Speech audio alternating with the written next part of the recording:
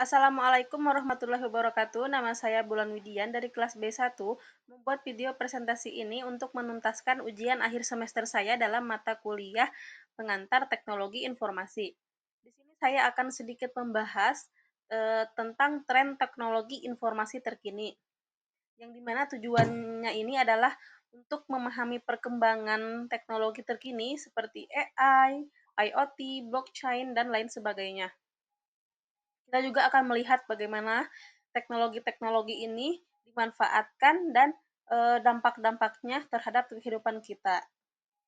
Yang pertama-tama kita akan membahas tentang AI atau teknologi buatan, yang dimana AI ini tuh sering banget digunakan sama orang-orang di luaran sana, karena AI atau kecerdasan buatan adalah sebuah teknologi yang dimana bisa memungkinkan untuk sebuah mesin berpikir dan mengambil keputusan seperti layaknya manusia. Banyak sekali penerapan contoh dalam kehidupan sehari-harinya, misalkan dalam dunia pendidikan, AI bisa membantu para guru membuat materi yang bisa disesuaikan dengan tiap-tiap karakter siswa yang berbeda-beda. Kemudian juga dalam bisnis, AI bisa merekomendasikan produk yang bagus, analisis data pasar, dan layanan pelanggan yang otomatis. Selain itu, di dunia kesehatan juga, AI mampu mendiagnosis sebuah penyakit hanya dari citra medis seorang pasien aja melalui chatbot kesehatan. Namun meskipun begitu, setiap teknologi pasti memiliki manfaat dan tantangannya tersendiri ya. Misalkan dalam AI ini banyak sekali manfaatnya, di antaranya yang pertama bisa meningkatkan keefisiensian dan keakurasian. Yang kedua, AI juga bisa memproses data yang besar itu secara cepat. Dan yang ketiga itu AI juga bisa mendukung pengambilan keputusan yang cerdas. Namun ada juga tantangan-tantangan yang harus dihadapi ke setiap oleh kita semua kalau menggunakan AI terus. Tantangannya yaitu bisa terjadi risiko bias data ataupun masalah pelanggaran privasi dan adanya potensi pengurangan tenaga kerja.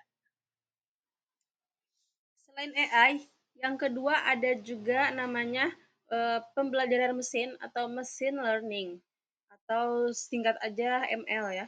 Machine learning atau ML adalah sebuah cabang dari AI, kecerdasan buatan, yang bisa membuat komputer itu belajar belajar dari data dan memperbaiki kinerjanya tanpa diprogram ulang secara manual. Jadi bisa secara otomatis ya. Cara kerjanya itu seperti komputer menganalisis sebuah pola dari data yang sudah ada, lalu kemudian menggunakannya untuk memprediksi atau mengambil sebuah keputusan di masa depan yang akan datang.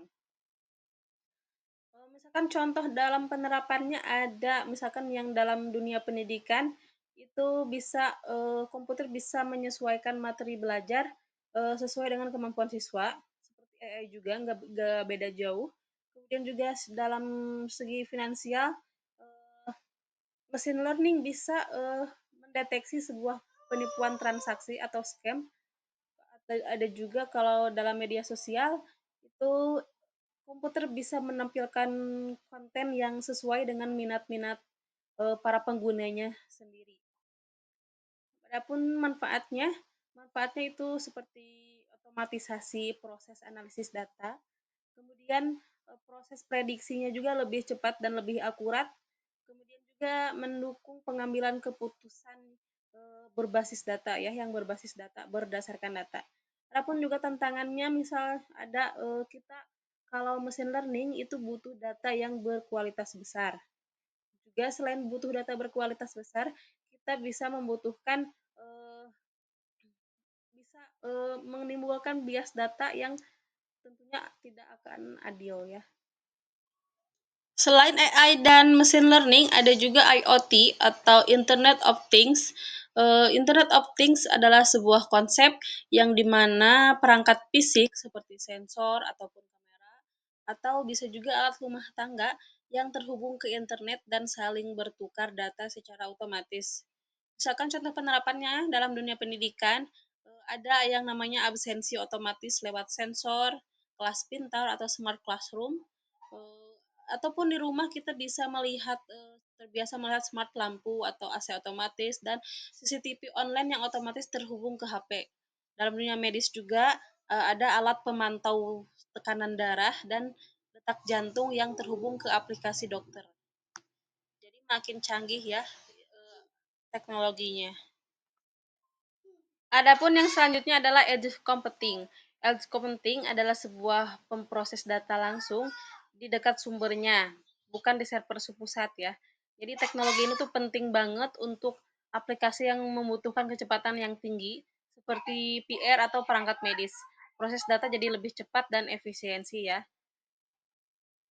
Misalnya di perangkat atau sensor bukan contoh penerapannya seperti IoT, seperti kamera CCTV yang langsung menganalisis gerakan tanpa kirim data ke server. Dalam dunia pendidikan juga VR atau AR yang butuh respon cepat tanpa jeda sama sekali. Dalam dunia industri juga bisa seperti mesin produksi otomatis yang memproses data secara lokal. Selanjutnya ada juga blockchain.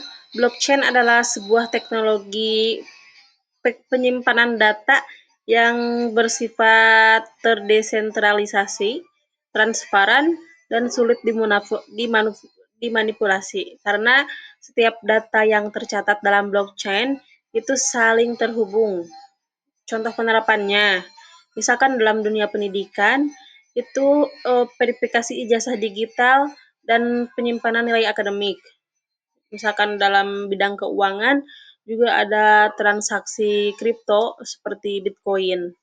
Ada juga dalam dokumen, misalkan dalam dokumen validasi sertifikat dan identitas digital. Manfaatnya tuh banyak sekali, diantaranya keamanan yang super tinggi, keamanan datanya itu tinggi dan tidak mudah diubah-ubah dan diedit-edit. Kemudian juga adanya transparansi dan kepercayaan yang meningkat. Juga blockchain itu tidak tergantung kepada satu pihak atau satu server pusat aja enggak ya. Jadi tidak tergantung pada server pusat saja. Adapun tantangannya diantaranya adalah blockchain itu bersifat kompleks dan belum banyak diadopsi. Kemudian juga selain itu blockchain itu membutuhkan energi dan kapasitas komputer yang super besar sekali.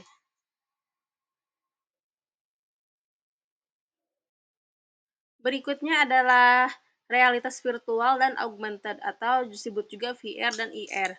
VR atau virtual reality adalah sebuah teknologi yang bisa menciptakan lingkungan digital secara 3D sepenuhnya dan secara imersif. Sedangkan IR atau augmented reality adalah teknologi yang bisa menambahkan elemen-elemen digital seperti gambar, suara, dan informasi ke dunia nyata secara real time. Contoh penerapannya di dunia pendidikan, ada tur virtual ke sebuah situs sejarah. Ada juga simulasi laboratorium ataupun eksperimen. Di bidang kesehatan ada yang namanya latihan operasi medis dengan VR. Di industri ada juga pelatihan kerja secara berbasis simulasi. Manfaat VR dan IR diantaranya adalah meningkatkan keterlibatan siswa dalam belajar, memberikan pengalaman belajar yang lebih nyata dan realitas, kemudian juga mempermudah pembelajaran abstrak dan praktik. Sedangkan tantangannya adalah yang pertama membutuhkan perangkat khusus karena VR dan IR itu menggunakan kacamata. Eh, ada yang kedua juga biaya implementasinya yang masih sangat tinggi. Sekarang mari kita bahas dampak-dampak teknologi tersebut yang sudah saya jelaskan dari berbagai aspek. Yang pertama mari kita lihat dari aspek terhadap masyarakat. Dampak terhadap masyarakat ada beberapa, yaitu diantaranya yang pertama, akses informasi global yang semakin meluas. Kedua, transformasi komunikasi melalui platform digital. Yang ketiga, adanya perubahan gaya hidup dan model kerja. Dan keempat adalah perbaikan akses layanan, kesehatan, dan pendidikan. Kemudian juga ada dampak terhadap industri. Yang pertama inovasi produk dan layanan, yang kedua peningkatan produktivitas dan kolaborasi global, yang ketiga ada transformasi digital dan tantangan keamanan data. Sedangkan dampak terhadap pendidikan yaitu yang pertama fleksibilitas akses belajar secara online, pembelajaran multimedia dan personalisasi materi, kolaborasi daring dan evaluasi berbasis data, dan juga mendukung pendidikan yang inklusif dan administrasi secara digital. Kesimpulannya adalah, tren teknologi informasi seperti AI, IoT, machine learning, blockchain, dan VR atau IR akan terus berkembang pesat dan membawa perubahan besar di berbagai bidang. Dalam pendidikan, teknologi memungkinkan pembelajaran yang lebih personal, fleksibel, dan interaktif. Di masyarakat dan industri, teknologi meningkatkan efisiensi, aksesibilitas, dan produktivitas. Namun, setiap kemajuan juga membawa tantangan. Keamanan data, etika, dan kesiapan infrastruktur juga mempengaruhi. Oleh karena itu, pemanfaatan teknologi harus bijak, bertanggung jawab, dan berorientasi pada kebaikan bersama. Sekian dari saya, semoga bermanfaat. Wassalamualaikum warahmatullahi wabarakatuh.